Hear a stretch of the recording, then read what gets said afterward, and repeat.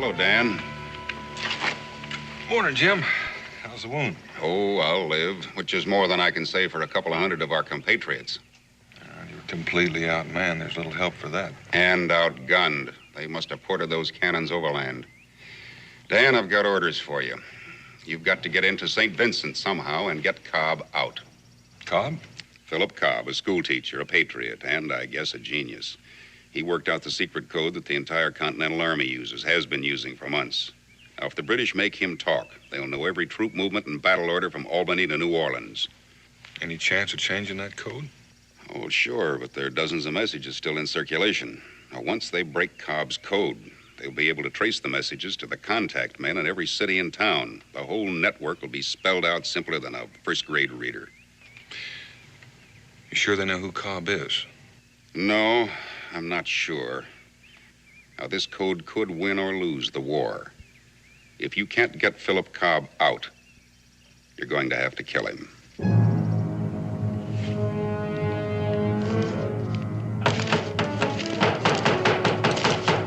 Professor Cobb! Professor! Open up! Professor Cobb! Professor, open up! Professor! Open up! Professor Cobb! Professor, open up! All right, break it in.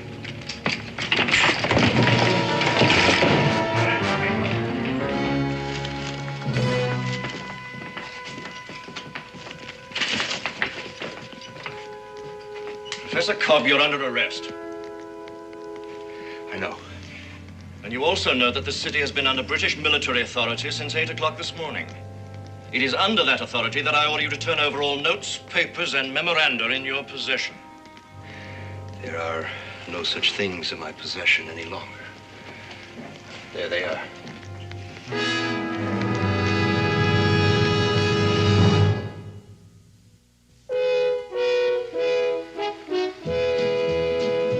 Daniel Boone, what a doer, what a dream comer, truer was he. From the coonskin cap on the top of old Dan to the heel of his rawhide shoe, the rippin'est, roaring'est, fighting'est man the frontier ever knew. Oh, Daniel Boone was a man, yes, a big man, with an eye like an eagle and as tall as a mountain was he. Oh, Daniel Boone was a man, yes, a big man, and he fought for America to make all Americans free. Daniel Boone was a doer, what a dream comer, truer was he. Daniel Boone, Daniel Boone.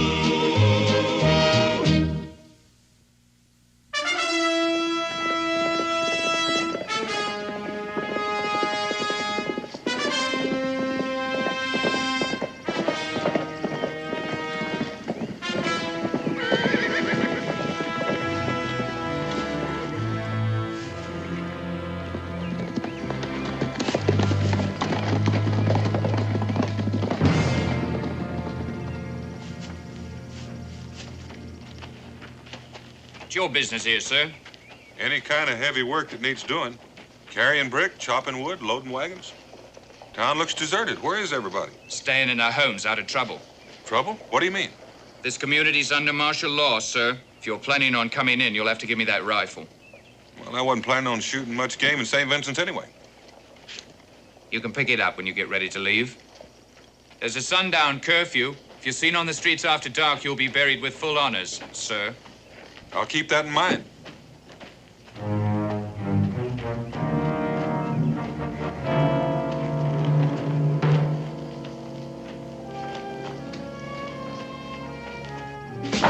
How's the bread business?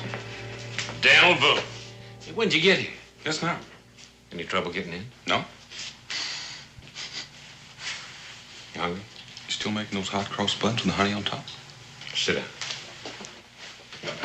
Hot out of the oven, Dale. How's the family? Wonderful. How's yours? Oh, everybody's fine around here except for what's going on out there. That barrier at the edge of town. How many men are usually on it? Just the ones you seen there. Where's the main encampment? About 3 miles out. They haven't built a stockade yet. Hey, you're not planning on going out there, are you? It depends. What do you know about a man named Cobb? Oh, school teacher? You know, I thought there was something funny about all of that. You here to see him? Yeah. What's funny? The funny thing is that they bothered with him at all. They're not holding him at the encampment. I saw him this morning at the Clifford house when I delivered bread. Is that the end? They're holding him in a room on the 2nd floor. There's a couple of soldiers and an officer. Was he all right when you saw him this morning? Looked kind of pale. Only saw him for a second. They're bringing him out of the schoolroom. Hey, Daniel, what's so all-fired military about a school teacher? Take my word for it. He's important.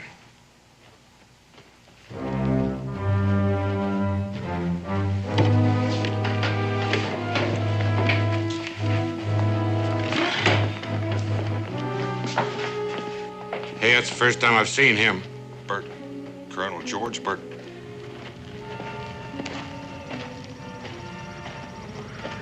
These Indians will require quarters indoors. Sir. Where is the prisoner? On the 2nd floor, sir. Maxwana, come with me. If you gentlemen will follow me. You figure he's here for the school teacher? I do. But Daniel, if he knows you, isn't that going to make your job a little bit harder here? Well, we've never met, fortunately. The only time I've seen him is from a distance. He always travel with an Indian escort? No, not always, but he's full of surprises. Does this bakery have a delivery wagon, one big enough to carry 2 people? It'll carry 3. I've quartered the Indians in the ballroom, sir. Is there a fireplace? Yes, sir, but I don't think it'll be necessary. The weather's been quite warm. So it has. However, our allies have many uses for fire, as no doubt you will learn. But never at first hand, I trust. I'm afraid I don't follow you, sir. I have made a study of the various tribes in this area and have found the Ottawa to be the most advanced in the arts of persuasion, best suited to my work. Is that not so, Maxwana? I am not a judge of your work. As you see, they're a pretty surly lot. However, I can deal with them. I've concluded a war treaty with them. Now they're our allies. Does that satisfy your curiosity, Clements? Yes, sir. Sorry, sir. Good. Now, send in Mr. Cobb. I'm very curious to see what he looks like. Yes, at once, sir. Put it back. There's no magic in it. Not your kind, at any rate. Not even a picture. I can read. As I live and breathe, it can read. Tell me, my knowledgeable friend, in your vast store of acquired knowledge, have you come across a manual which describes how an Ottawa brave should address a British officer? That is not mentioned in the war treaty. A guardhouse lawyer. How very tiresome. Oh, good. You are Professor Cobb. I demand to know why I have been held here without being apprised of the charges against me. Let me understand you correctly, sir. Are you suggesting that I should waste my time and yours by pretending that you have been unworthily and unlawfully detained? This is my classroom. I teach school. I was not aware of a law that had been passed forbidding that. Do sit down. At the head of the class, if you please. Once again, I demand that...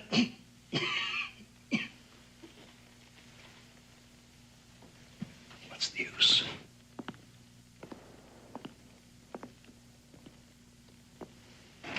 You don't look well. Are you a doctor? In a way. Though I do not treat bodily ailments. His Majesty's government has found me useful in dealing with more pernicious types of disease. Now, sir, if you and I could work out together... You talk too much, sir. Get to the point. Is that the way you talk to your pupils? My pupils, sir, range in age from 6 to 14. I should think a man of your age would know better. I teach the English language. I presume you are an Englishman. Yes. And you, sir, are impertinent. Which of us is the impertinent one is a matter of opinion, Colonel. In any case, I fail to see that I have a great deal to lose, whatever my attitude. Not a great deal, as you say. Particularly Since you've already lost your wife and son in this idiotic rebellion. You, sir, are not only impertinent, you're an insensitive boor. My wife and son are none of your affair. But you are, Professor. You are. I have traveled a great distance to devote myself exclusively to you. Are you going to be reasonable? About what? I have been authorized to make the following proposition to you. Upon delivery of your code, you are to be paid a draft upon the Bank of England in the sum of £10,000 sterling. You are to be set free, and no further claims or demands to be made upon you. 10,000. That's truly splendid. A man could live out his life very happily with 10,000. Too bad. Mr. Cobb, I have here in my possession captured documents which prove beyond any shadow of a doubt that you are the author of this code. I see. Now, sir, your answer. No. Your final answer?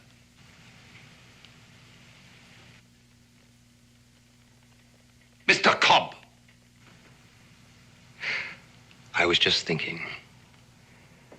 Mrs. Cobb would have been very proud to hear about the Bank of England. Yes, sir. My final answer now. Order my execution and get it over with. It's not quite as simple as that. Come here, will you? This is Maxuana, the war captain of our allies, the Ottawas. Ningandikotaka. Oh, he speaks English. I'm sure he does. I've known many of his nation. I admire them. And no doubt you're acquainted with their tribal customs. Somewhat. In particular, the treatment that they accord to prisoners. Important prisoners, that is. Torture. I hadn't considered that. Good. Now, will you do so? In my condition, I'd be dead in 5 minutes. On the contrary. Maxuana here tells me that he and his colleagues can keep a man on this side of death, the painful side, Mr. Cobb, for 24 hours at least. They make a kind of game of it. They call it a ritual. It's part of their religion. The prisoner is treated as an honored guest at a great feast. He is alternately tortured and fed. During his rest periods, he is expected to propose toasts, tell stories, share jokes with his tormentors. All this, of course, depends upon his ability to withstand pain. Now, in your case, Mr. Cobb, I suspect that when your time off comes, you will be screaming for mercy, begging for them to kill you and all that sort of thing. Now, why subject yourself to such misery? Tell Mr. Cobb that what I say is true. That if I order it, he will carry out the tortures I've described. What he says is true. I will do as he orders. It is mentioned in the war treaty. I'll give you some time to think it over. A little time. Guard! Give me what I ask, and I will send this savage away.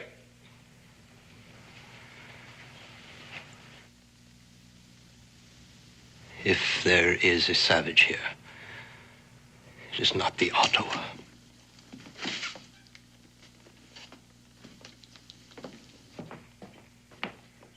Take him back.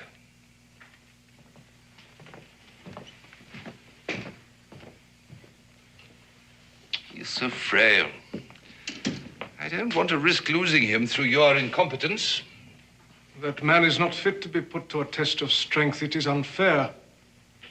But we are not incompetent. That is for me to judge. We'll select 2 braves to go on a raiding party. For what purpose? You see these?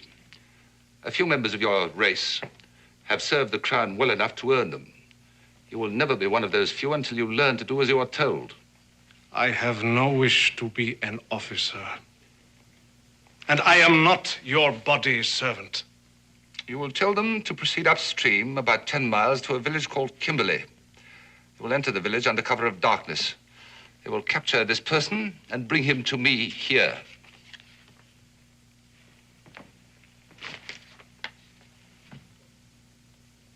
Any further questions? No.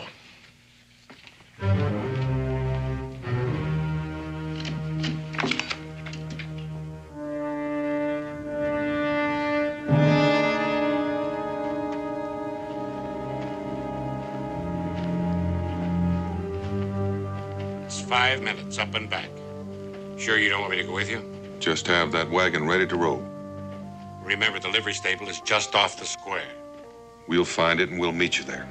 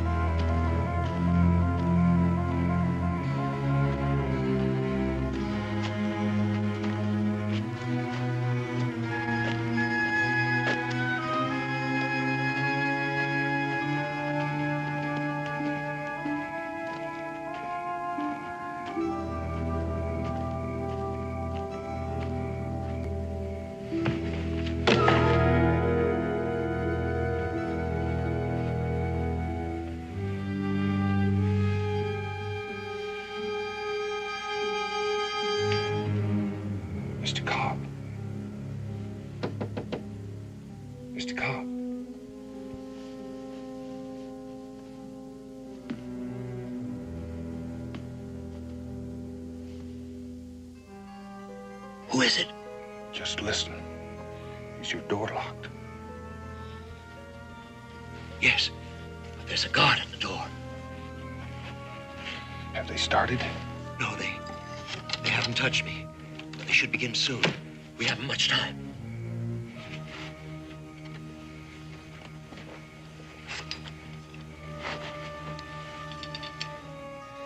This shouldn't take long.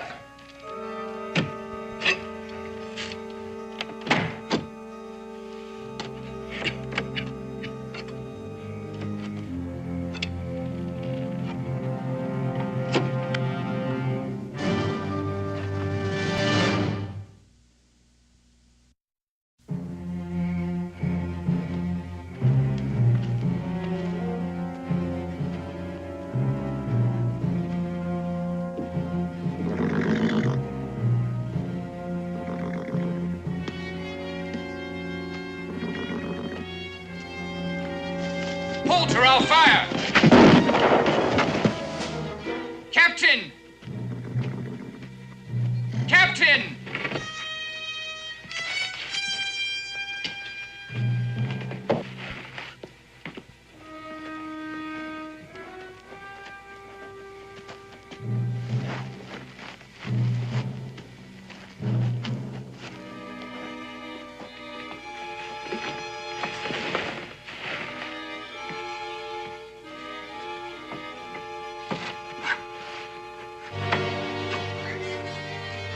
Colonel Burton, sir.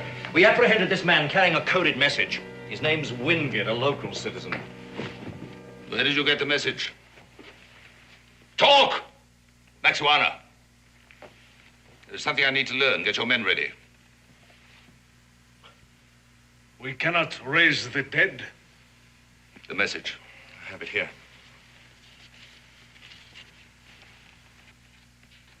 This is too carefully worked out to be a forgery.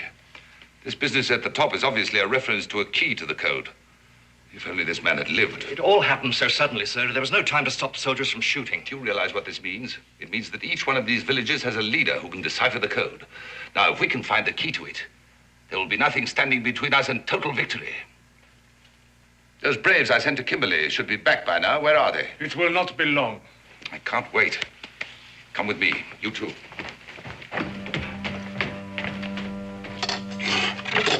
You think you can get the boards off in time? You just keep watching that door.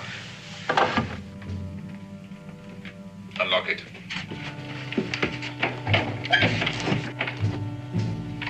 Mr. Cobb, I would like you to know. Get away from that window. I said get away from the window. What's going on here? If you're thinking of trying to escape, Mr. Cobb, we have soldiers posted below.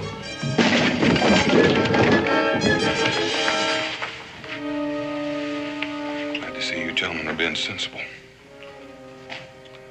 You only have one shot. There are 3 of us.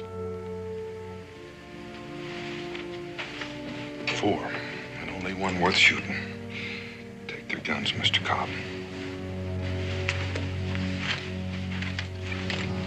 Professor. You won't get more than 10 feet from this room.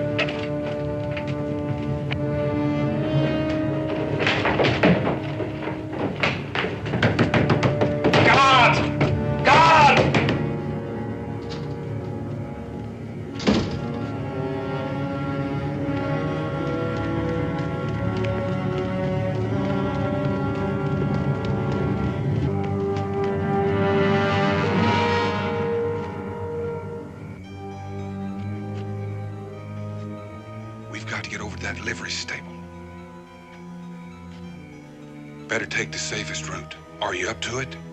I'll try.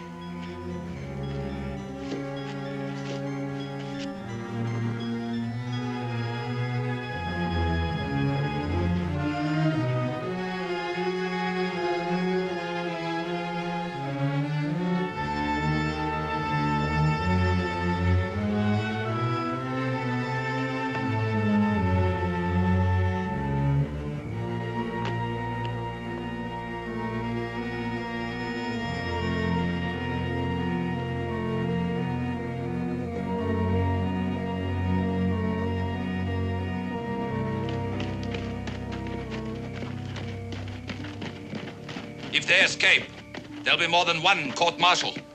Now spread out and search for them. And find them.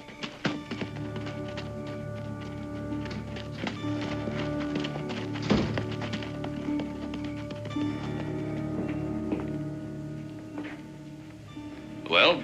My braves have returned from Kimberley. They have done as you ordered. Oh, well done for a change. Bring them along.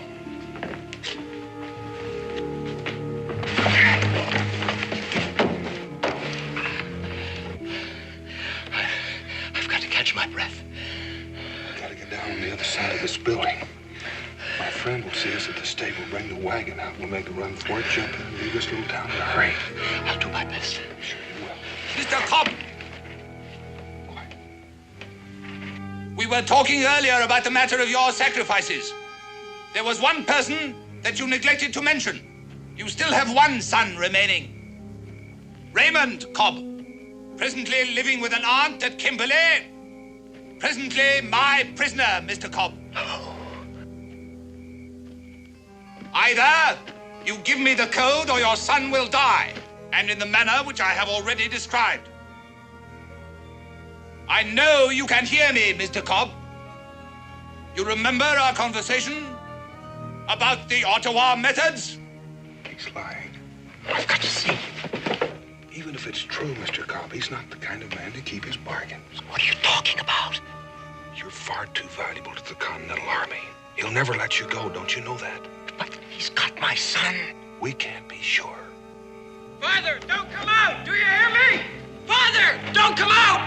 Do it. Look, get away as best you can, please. I don't want to involve you in this. I can't do that. You're mad. I know how you feel, and I promise you I'll do everything I can to get your son free. My boy. You have a son? I have. Wife living? I have. I lost my wife when the river forts were shelled by the Continental Army, Mr. Boone. My oldest son, the first year of the war, fighting for that same army. 5 years. I gave 5 years when I could have been living comfortably in Maryland with a fine home for my wife, a university, a library, and my 2 sons growing up in an atmosphere where they would have known what the world is really like. I killed them all. No, you haven't. But unless you come with me, you'll kill your son, Mr. Cobb. And if I kill you, your son will be of no further use to Burton, and he will kill him. Believe me. Now, do we move, or do I squeeze this trigger?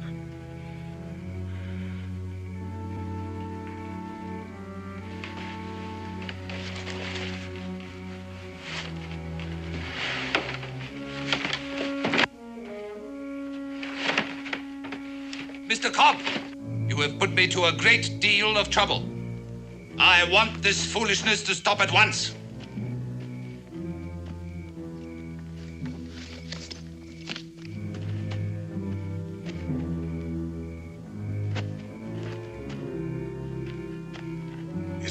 It's just a short run from here.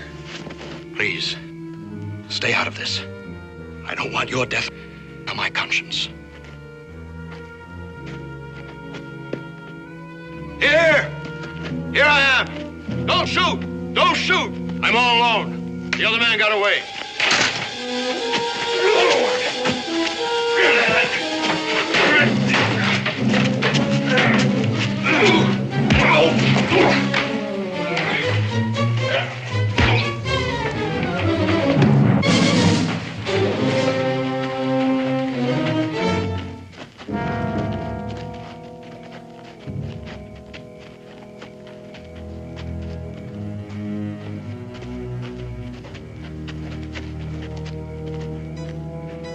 Those poor, pathetic rebels. See that he regains consciousness fully before you kill him.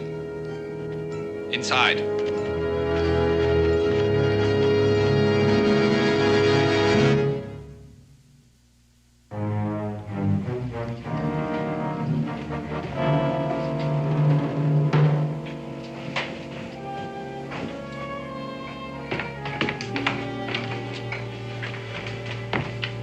Well, as you see, your son is unharmed. Untie him and let him go home. All in good time. We intercepted this message tonight. We took it from a man named Wingate. Wingate? The barrel maker? The late barrel maker, unfortunately.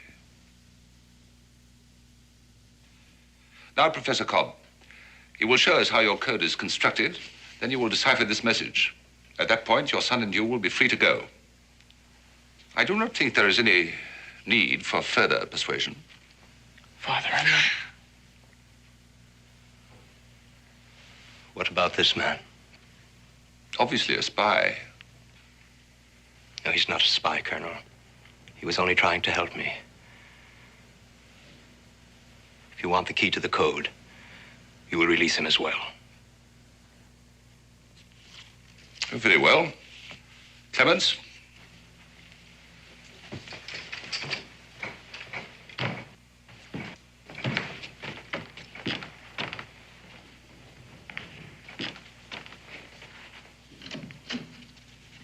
Kill this man now. I do not yet know about the boy. Among my people, a man who does not keep his word has no honor. You gave your word that this man would go free. Yes, I did. One has to do that kind of thing in wartime. Either you will do as you are told, or I will have you burned alive. It is mentioned in the war treaty.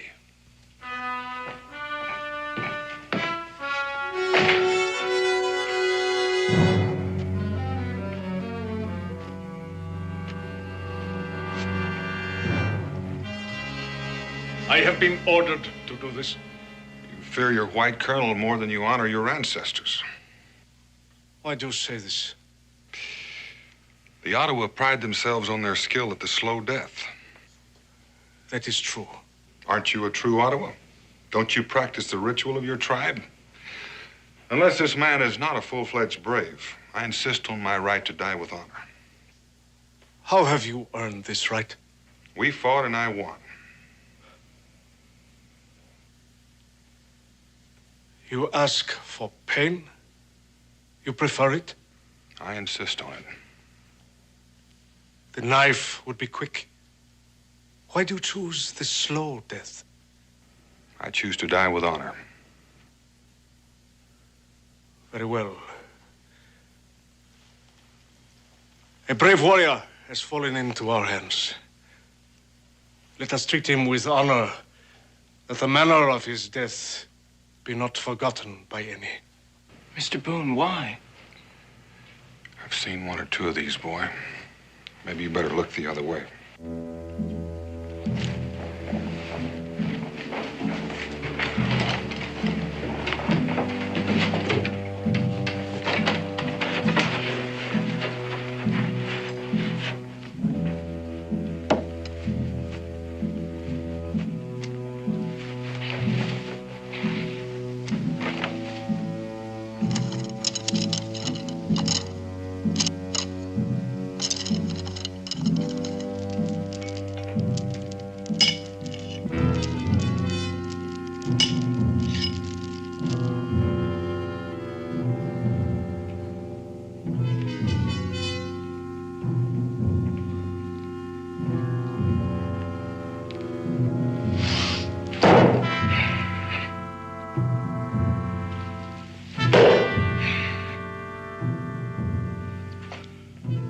As long as the warrior maintains his hold on the war axe, the ceremony will continue.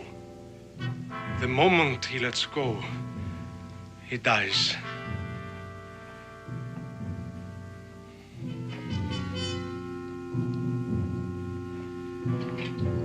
Let the ceremony begin.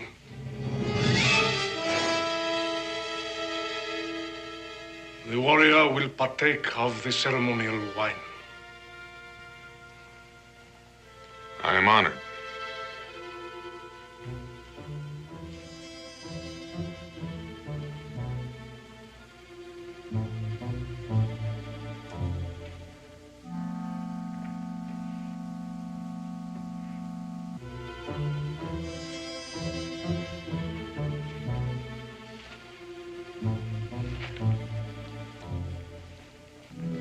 We will begin with the ritual of the clubs.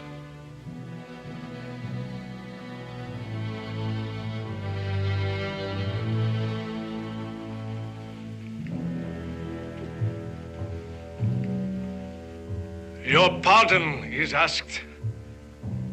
You have it?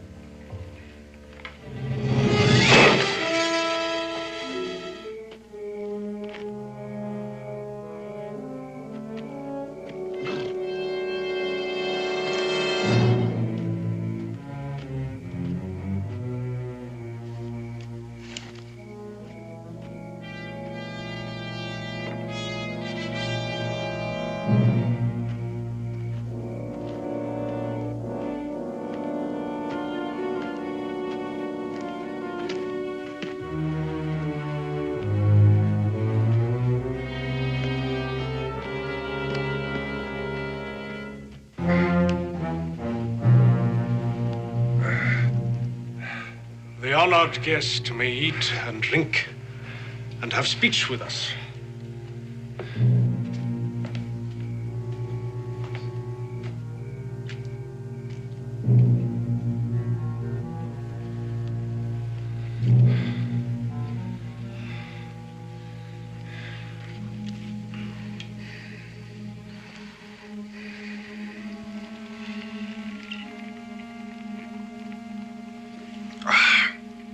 Let me say at once, I'm proud to be the honored guest to the Ottawa. Mightiest of nations, bravest in battle. A warrior without food is like a fire without wood. My people have a saying, baker of bread holds the key to all things.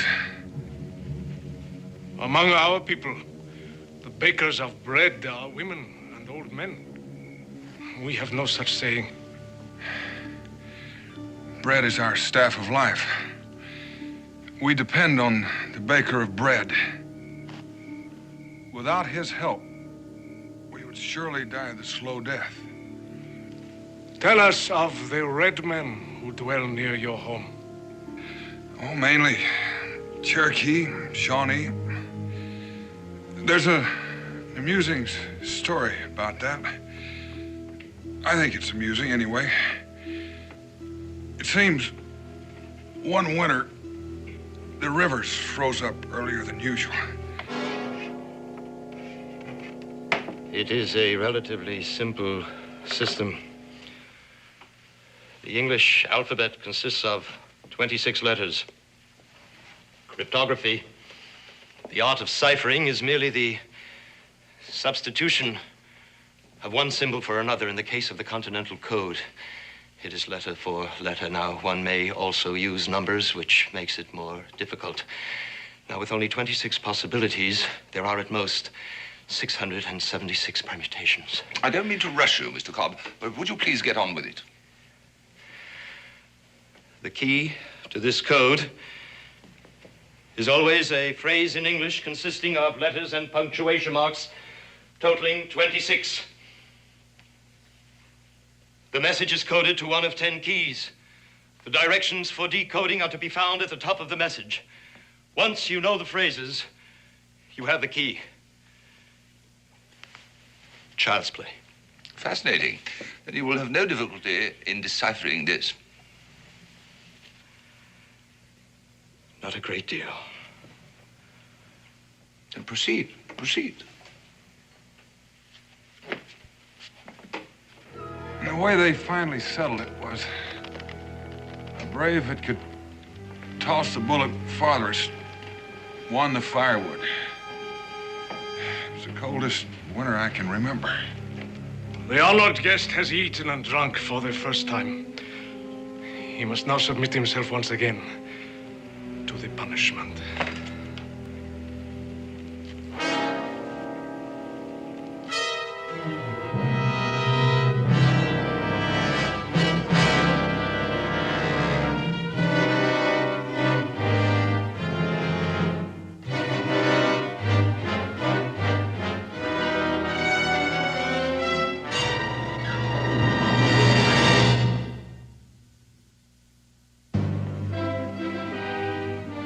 Document number 3, line 3, phrase 3.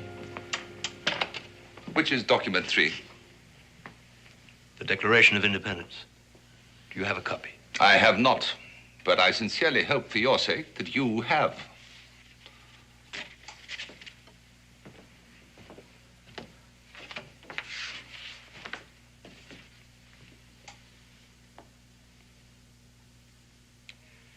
That all men are created equal.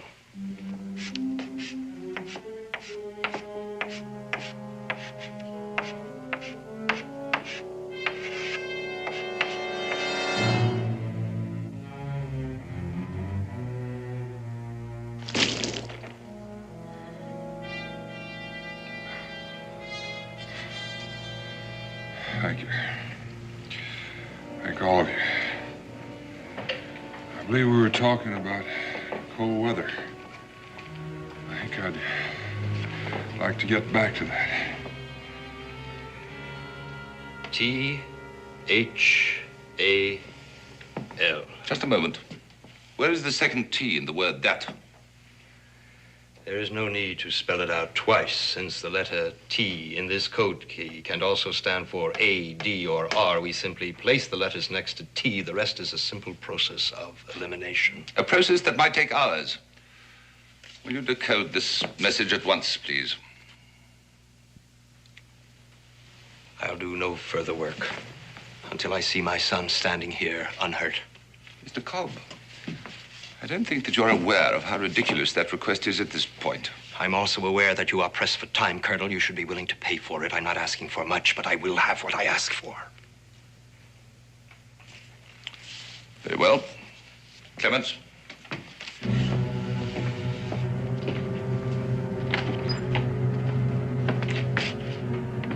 Come with me.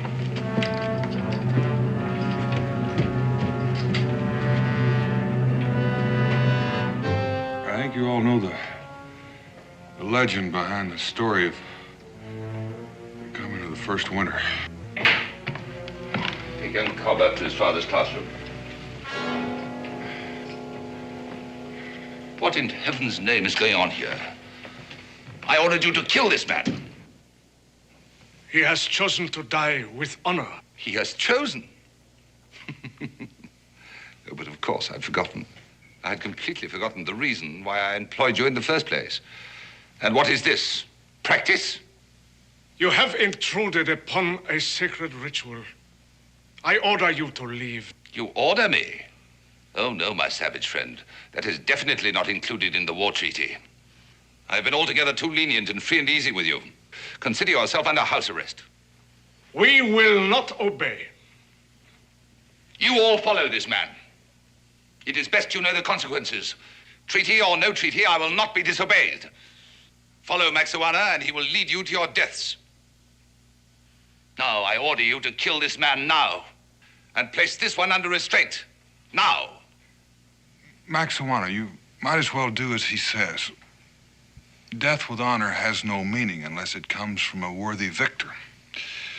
And all this time, I thought you were your own man. Be quiet. You have bought enough time as it is. I am my own man. You are an animal, and you shall die like an animal. That's better. Now, once again, I order you to...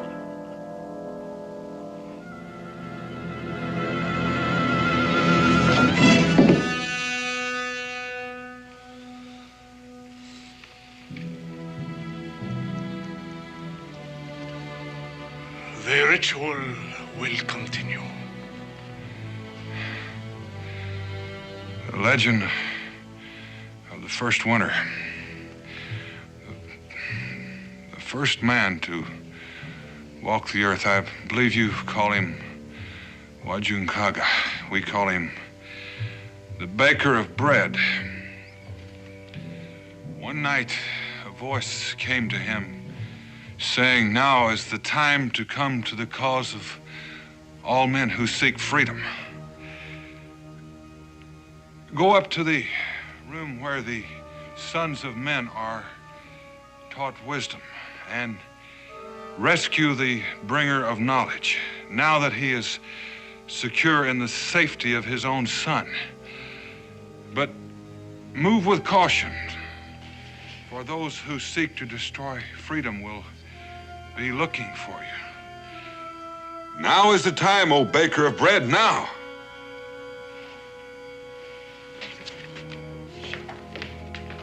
I do not understand. Well, give me just a moment to clear my mind.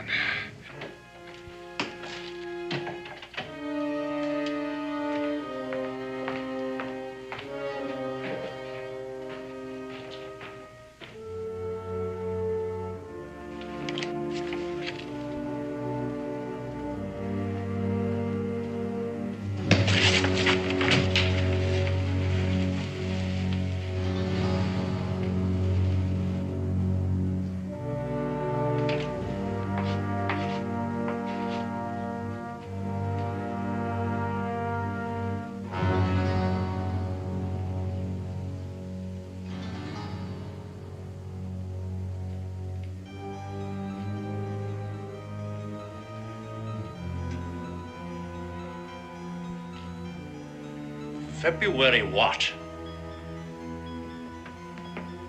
The date, man. Hundreds and hundreds of Continental soldiers will die because of me. Nonsense. It just means the whole thing will be over sooner. Sooner for some. Don't be a fool! Hold it! Professor?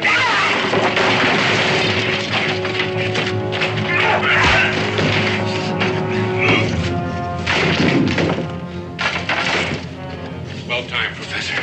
Burton, he knows the key to the code. Burton's dead. Let's get out of here. Come on.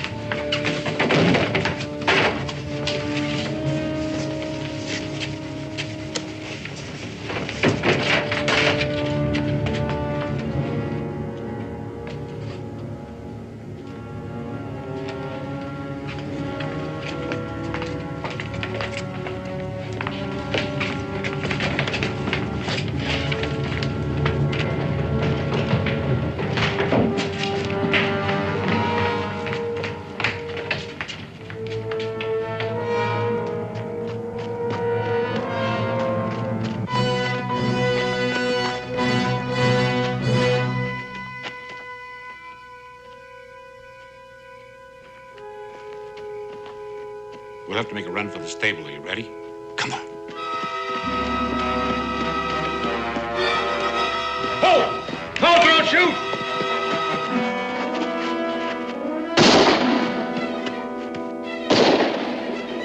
Go to the stable and get in the wagon. Hurry. Go on. The animals were jealous of his power over fire, and they sought to destroy him, but his father had a plan. What was the plan? You know, I forgot.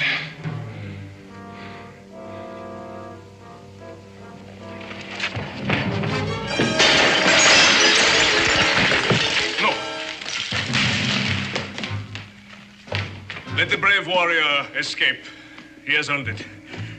And let us leave the dishonorable men to their own dishonor.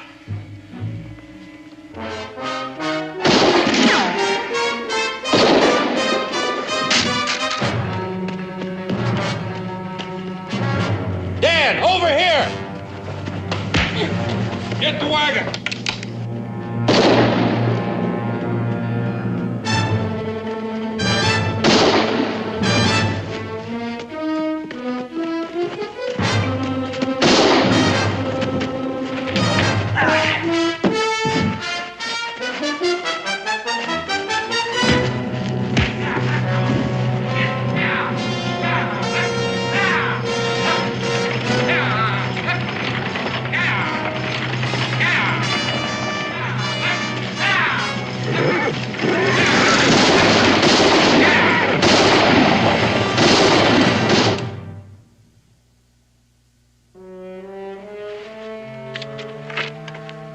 Just got word. Clark has retaken St. Vincent.